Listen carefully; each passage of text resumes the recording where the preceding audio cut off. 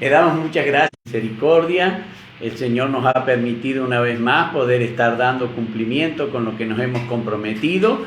Muchas gracias al Señor le damos también por el hermano Jorgito, la pastora Gilda, la hermana Yayi, la hermana Sonia, cada uno de los hermanos que se llegaron a traer la leñita, como dice la palabra del Señor, para que el fuego en el altar siga ardiendo permanentemente. Así que le damos muchas gracias al Señor por esa buena voluntad y la disposición que tienen los hermanos de poder llegar a alabar a la casa del Señor, como la palabra del Señor indica, los que en la casa de Jehová estáis por la noche. O sea, qué lindo que se pueda cumplir esa parte de poder alabar, de poder glorificar, de poder bendecir al Señor. Es un privilegio. No leemos nosotros que el Señor le haya dado ese privilegio a ningún otro, sino a los que en la casa de Jehová están por la noche. Mirad, bendecid a Jehová vosotros todos los siervos de Jehová, los que en la casa de Jehová están por la noche. Así que, qué lindo, hermano querido, que tienen la oportunidad de llegar y de bendecir el nombre del Señor en la casa del Señor. Le damos muchas gracias a Dios por ello. Esta noche estamos saliendo desde la casa de la pastora Zulma, gracias al Señor. Me acompañó durante el viaje, estuvo hasta que llegamos aquí, pudimos estar. También por gracia del Señor pude ir a la casa de Gerardito, orar y darle gracias al Señor por lo que yo pedía, como cada uno de nosotros cuando pedíamos por la casa del siervo del Señor. Bueno, entonces yo le pedí al Señor que me diese la oportunidad de poder ir a orar, a agradecer allí donde el Señor había concedido. De todas las casitas, hermanos, donde está viviendo el pastor Gerardito, yo sé que la mejor ubicación el Señor se la dio al siervo del Señor. No hizo todo eso para que a él le tocara la peor, la más fea, en el peor lugar, sino que lo ubicó en el mejor lugar el Señor. Por eso le daba gracias al Señor. La verdad que es lindo, hermano querido, sentir eso que el Señor da y como uno lo recibe como hacimiento de gracia. Dios bendiga a mi hermana Nelly, también ella nos está acompañando. La gracia del Señor sea con ella, sea bendecida el hogar de mi hermana Nelly, que también noche a noche ella nos acompaña. La verdad que, hermano, es un privilegio poder tener un Dios tan misericordioso, ¿no es cierto?, que nos permita invocar su nombre, que nos permita alabarle, que nos permita glorificarle, teniendo Él todos los astros, teniendo Él todos los serafines, querubines, teniendo todos los ángeles y arcángeles. Permitir que nosotros le alabemos y le glorifiquemos es un privilegio muy grande, hermano querido. Y es más, el Señor en su misericordia, en su amor, nos dice: todo lo que respira, alabe a Jehová. Y ese es el privilegio que tenemos y por eso queremos darle al Señor en obediencia a eso. Vamos a estar cantando una alabanza al Señor, hermano querido. La palabra que teníamos esta noche era cuando al apóstol Pablo lo va a mandar el tribuno, se lo va a mandar a Félix, al gobernador, ¿no es cierto?, en el libro de los Hechos, capítulo 23, del versículo 23 hasta el 35, es la lectura que vamos a tener. Allí es poco lo que tenemos, pero lo vamos a ir viendo qué es lo que dice el relato. El hermano Jorgito nos bendice, bendiciones, pastor Osvaldo y oyente, amén. Recibo esas bendiciones que imparte el hermano Jorgito. Le damos gracias al Señor por cada uno de los hermanos cuando imparten esas bendiciones. Qué lindo, llega esta hora y es la hora de recoger las bendiciones, hermano querido. Tenemos la posibilidad de bendecir también nosotros a nuestros hermanos, porque todo lo que sembramos, eso es lo que vamos a segar, ¿no es cierto? Así que si nosotros comenzamos a bendecir a nuestros hermanos, también recibiremos bendiciones, recogeremos bendiciones. Nuestra siembra será de bendición, pero nuestra cosecha será abundante. Así que, hermano querido, vemos que el Señor Jesús decía allí en el Evangelio de Lucas: dad y se os dará, medida buena, apretada, remecida y abundante será dada en vuestro seno. Así que mientras nosotros podemos dar bendiciones, es lo que vamos a recoger, como dice la palabra del Señor, hermano. Y bueno, siendo obediente a lo que el Señor manda, vamos a estar alabando el nombre del Señor, como Él dice: todo lo que respira alabe a Jehová. Así que vamos a estar alabando el nombre de nuestro amado y bendito Dios.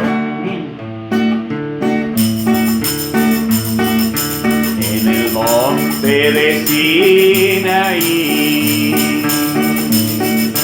El pueblo de Israel se congregó con vestiduras limpias y su vida consagró. Sin pesar esperó a su guía divino que de Egipto lo salvó. Prontamente una voz del cielo descendió y una nube de fuego al monte cubrió. Él está aquí, sí, aquí. No escuchas hoy su voz, la voz que en una zarza ardiendo a Moisés habló. Él está aquí, sí, aquí. ¿No sientes tú el fuego consumidor? El fuego que Dios a Elías envió. Por amor a Abraham, a Isaac y a Jacob, el Señor de este mundo del pecado rescató.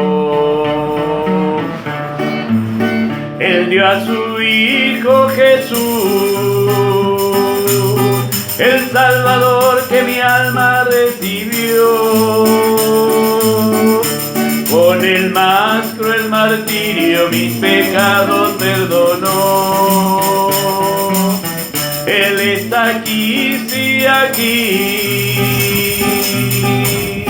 No escuchas hoy su voz, la voz que en una zarza ardiendo a Moisés habló. Él está aquí, sí, aquí. ¿No sientes tú el fuego consumidor? El fuego que Dios a Elías envió.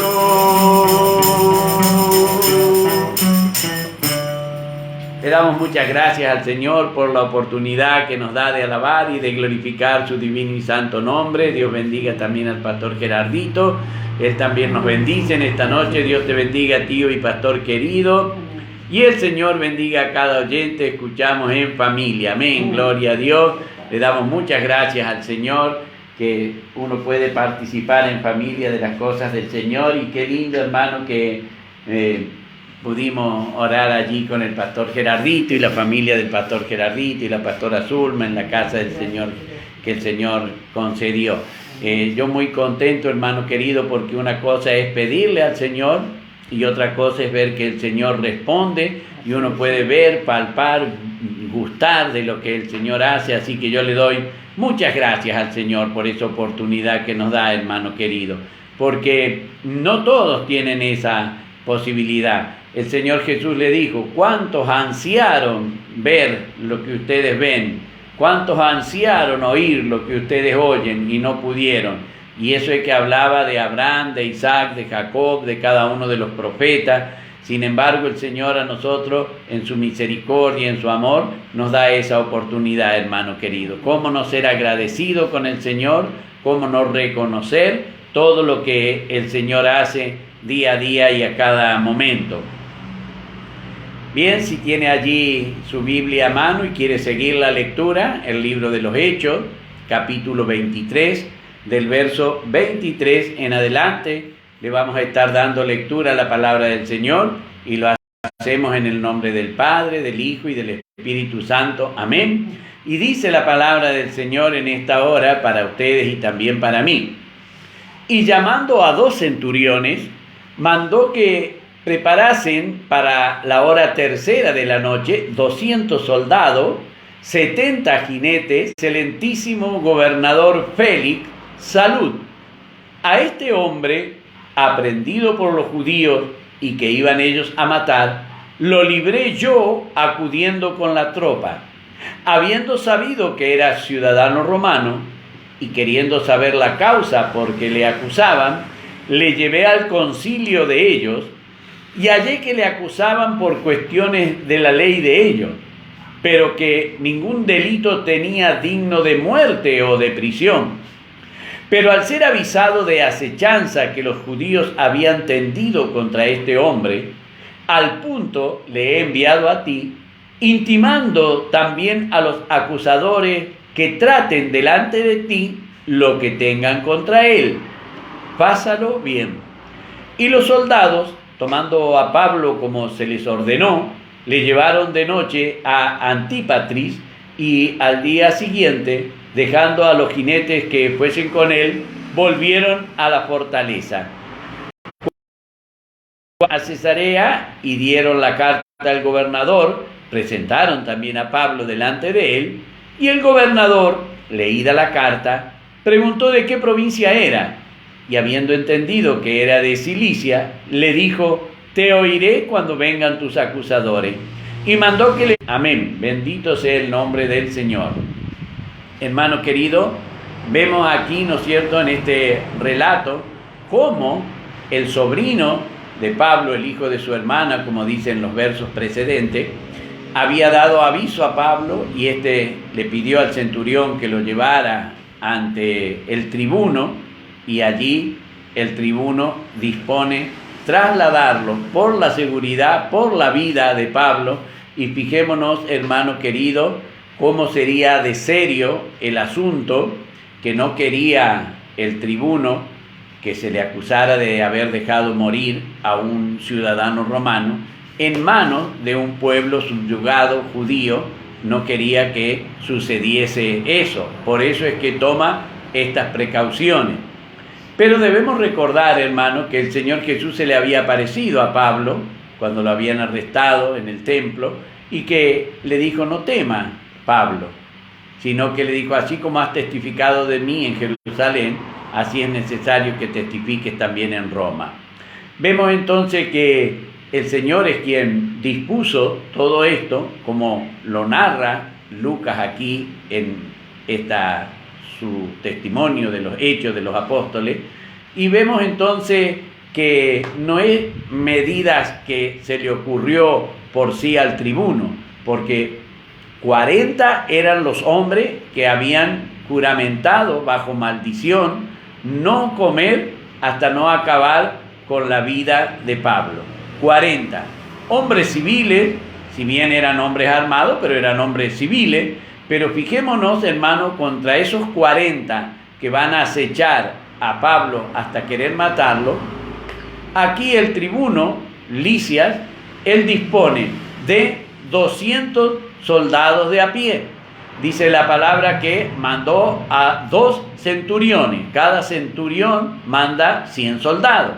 Dice que preparasen para la hora tercera, las 9 de la noche aproximadamente, 200 soldados. Después, no solamente esos 200 soldados, sino que dijo 70 jinetes se agregaban a esos 200 soldados y 200 lanceros. Si bien es cierto que la palabra lanceros es un término muy nuevo y no había en ese tiempo alguna parte de la tropa designado lancero, pero la palabra griega que toman es de la palabra arqueros, aquellos que tenían arcos. Y también quienes tenían arco usaban también jabalina, de ahí que pueden haber trazado la palabra como jabalina a los lanceros, pero en realidad la jabalina y la lanza tienen diferente.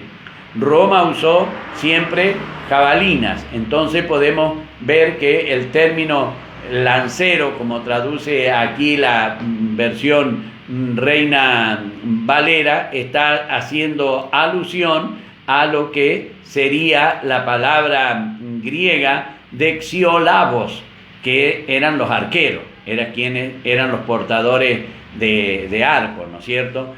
Y traducen lancero, que no tiene nada que ver la lanza con el arco y la flecha, pero sí la jabalina. Por lo general, cada uno de los lanceros que nosotros leemos aquí eran gente que disparaban arcos, eran arqueros, dexiolabos, como lo traduce la palabra, y le ponen lancero. Acá podemos ver entonces cómo estos 470 soldados estaban dispuestos para proteger la vida del apóstol Pablo, contra 40 que querían atentar contra Pablo, porque eran 40 los que se habían juramentado.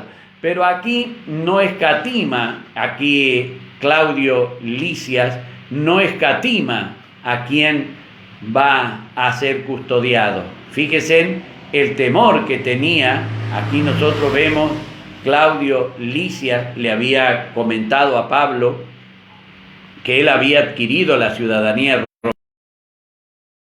Por eso Lisias, que es un nombre griego, y Claudio posiblemente como era el gobernador en ese tiempo, Claudio Augustus. Entonces ahí podemos ver cómo se había puesto ese nombre en honor al gobernador y porque le habían concedido la ciudadanía. Y fíjese, haber sido una persona que no defendió a un ciudadano romano en el alto cargo que él tenía, él toma todas estas precauciones, dice la palabra, ¿no es cierto? Vemos que 200 soldados de a pie, 70 soldados que eran de la caballería, 200 soldados que eran arqueros, 470 soldados para parar a aquellos que se habían confabulado en matar a Pablo, que eran 40. Esto nos hace ver, hermano querido, y más debería haberlo visto Pablo, cómo el Señor cuando le dijo que lo iba a proteger, no temas, Pablo, habla, le dijo el Señor. Aquí podemos ver que Pablo lo podía ver él y podía palpar la protección que Dios le estaba dando, que el Señor Jesús le estaba dando, porque él veía que todo ese movimiento de tropa no era que iban a ir a un desfile militar, no era que iban a ir a custodiar un lugar a otra parte, eran escoltar la vida de Pablo. Fíjese, hermano querido, cuánto valía la vida de Pablo para este Claudio Lisias, cuánto valía esa vida. Así que pensemos nosotros cuánto valía para Dios la vida de Pablo. Si este varón, Claudio Lisias, este tribuno, veía que la vida de Pablo era invaluable, nosotros debemos también reconocer que para el Señor también nuestra vida es invaluable. Por eso la palabra nos enseña: el ángel de Jehová acampa alrededor de los que le temen y lo guardan. Y aquí nosotros podemos ver en este relato que Lucas hace tan pormenorizado de todas las cositas, él no omite ninguna de las cosas. Parecería una escolta excesiva, hermano querido. La palabra del Señor dice que llegaron hasta ellos, que fuesen hasta Cesarea, dice, todo esto a llevarle, son prácticamente 100 kilómetros de Jerusalén a Cesarea, son 100 kilómetros terrestres que hay que recorrer. Por eso es que acá cuando va y se da lectura a la carta, esto nos hace ver, hermano querido, cómo había estado difundido entre Pablo, cómo vemos que Claudio Lisias le había mostrado a Pablo la carta que él escribe, porque recordemos que Lucas dice que lo que él va a escribir lo indagó de aquellos que fueron testigos. No es que Claudio Lisias lo llamó a Lucas y le dice: mira, Lucas, te voy a mostrar lo que escribí para mandarle al gobernador. Pero Pablo tuvo oportunidad, por eso es que puede relatarse en los términos en que fue escrita, donde se presenta, ¿no es cierto?, como era la costumbre en la época, el verso 26. Claudio Lisias al excelentísimo gobernador Félix, salud. Acá vemos que comienza en la presentación Félix y, bueno, puede tener esa libertad, llamarlo a él excelentísimo, y la palabra le cabe, ¿no es cierto?, a aquellos que en el rango de la aristocracia romana estaban los senadores, estaban, después de los senadores, venían los caballeros, los ecuestres, que se le llamaban por equus, por caballo en griego, y en el cual había llegado este hombre a obtener ese catálogo, o ser catalogado. Félix había sido de esa manera, porque Félix también era un griego que había sido designado por Salas, a quien que había sido el preferido o el apañado por el emperador Claudio, porque había sido hijo de Antonia, que había sido también la madre que había tenido Claudio. Por eso es que esa parte lo lleva a que el hermano pueda tener ese cargo y se le pueda llamar excelentísimo. Salas había sido un liberto. El liberto se le llamaba a todos aquellos que por algún mérito habían, siendo esclavos, se les otorgaba la libertad a mérito, por alguna hazaña, por algo que había hecho. Se da muchos casos de libertos, muchos casos hay, ¿no es cierto? Recuerden que los esclavos eran quienes tenían que cuidar y enseñar letra, enseñar a los hijos de sus amos.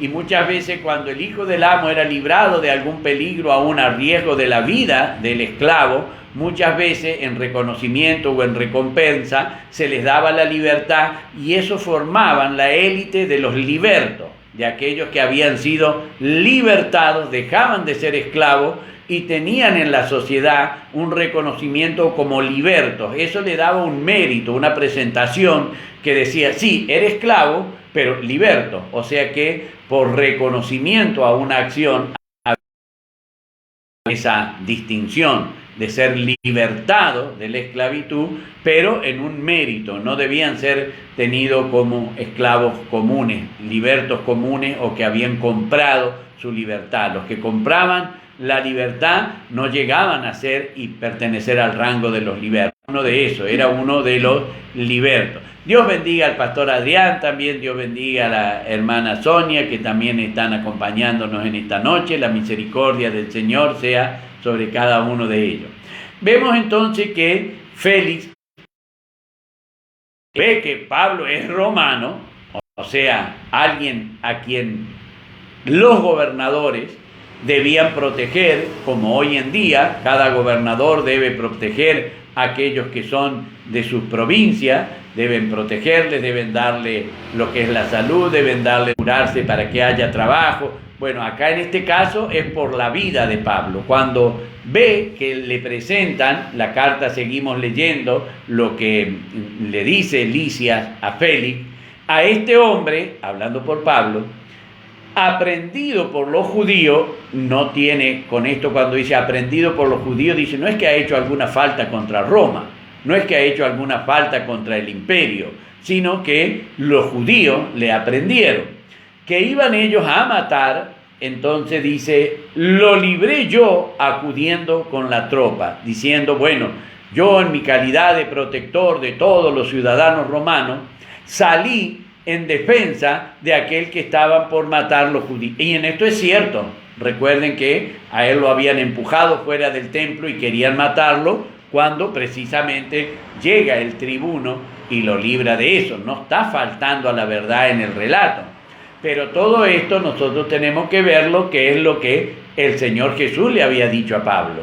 No es que Pablo no sabía de esto. Si nosotros recordamos cuando Agabo le profetiza en los capítulos anteriores que cuando llegue a Jerusalén van a hacer así los judíos con el dueño de este cinto y lo van a entregar a los gentiles, vemos que esa profecía de Agabo se llevó, pero los hermanos le decían que no vaya, y él dice, no, si yo estoy dispuesto a ir a Jerusalén, aunque pierda la vida en Jerusalén, yo estoy dispuesto a ir a Jerusalén, no quiero dejar de ir a Jerusalén. Recuerden que él tenía que pagar el voto de Nazareo que había hecho, donde se había cortado el cabello, pero como debía ser ese cabello quemado en el altar, según lo que relata la ley de Moisés, debía ser quemado en el altar, debía pagar el voto del nazareato, debía ofrecer él el cordero de un año, la cordera de un año, el carnero, todo eso debía ser ofrecido como pago de que ya había cumplimentado ese voto. Por eso es que él pretende ir sí o sí a Jerusalén. Aunque le cueste la vida, él está dispuesto a ir a Jerusalén.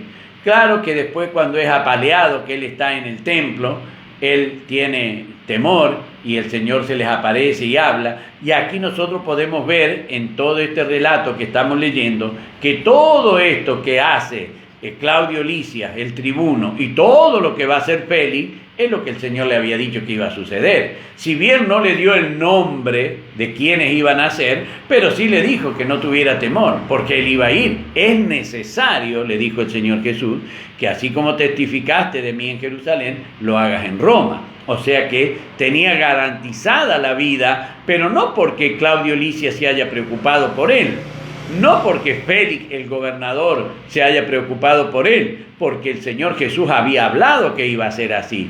¿A quién usó el Señor?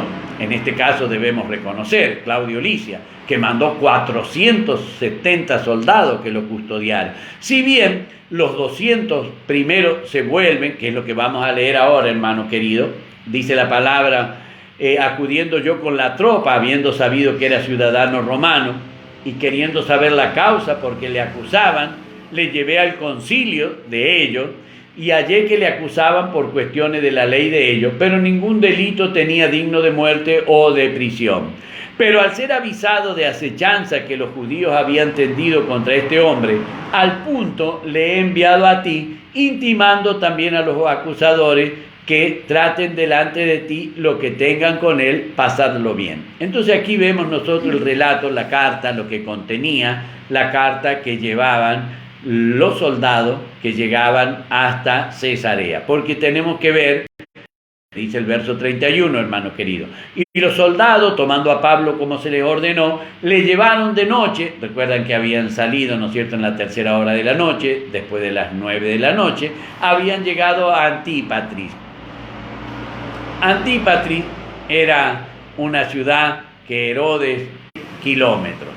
Así que esos soldados que habían marchado de a pie, esos 200 que habían sido convocados a los 2 centuriones que iban, esos 400 primeros soldados, habían marchado esos 56 kilómetros para llegar hasta allí. Después ellos se vuelven, esos 400 primeros soldados se vuelven.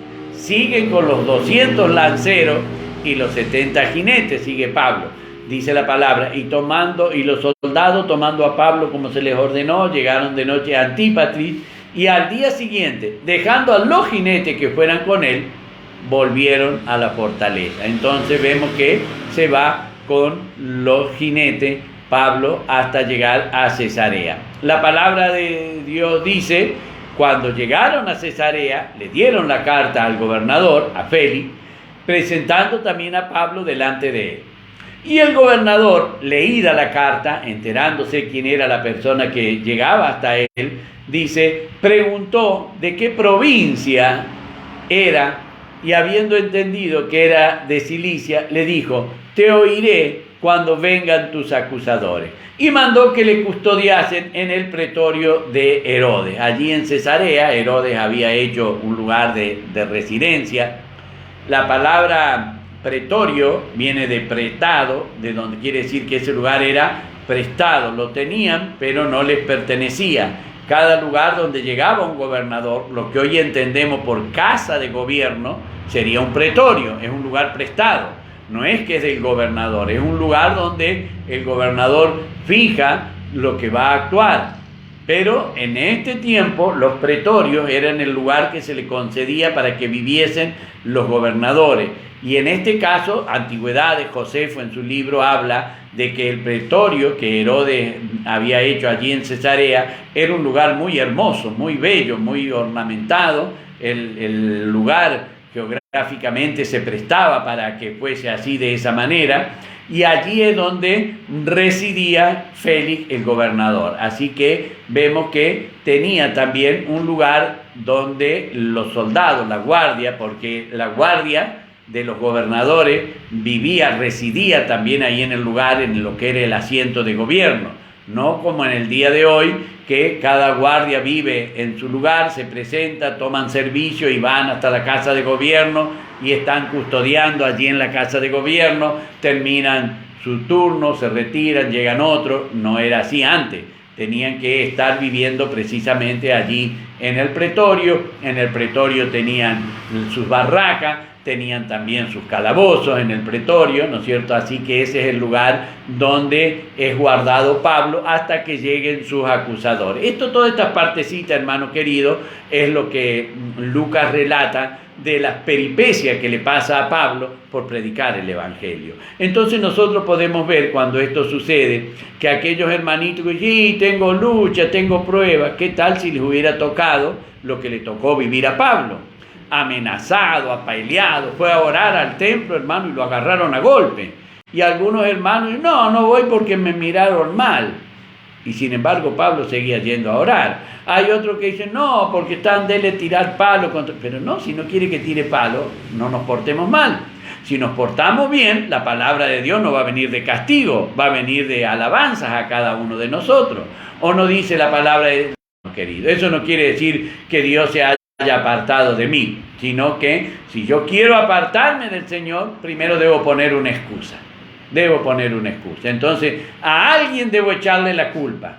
Y eso es lo que nosotros vemos aquí, que Pablo a nadie le echa la culpa. Pondré mis leyes en sus mentes y en sus corazones las escribiré. Así que nada, Señor, en mi corazón no escribiste tu ley. Porque Dios no va a ser mentiroso, hermano querido. La ley del Señor está escrita en nuestro corazón desde que el Señor Jesús murió en la cruz del Calvario, que se cumplió el nuevo pacto. Que a mí no me interese, que yo no le preste atención, que yo no vaya a buscar en la poquito de todo esto, pero hermano querido, hasta aquí es lo que el Señor nos ha dado en este día. Vamos a ir ahora a la parte linda que está en el libro de Números, allí donde el Señor manda que lo que debemos hacer cada uno de nosotros.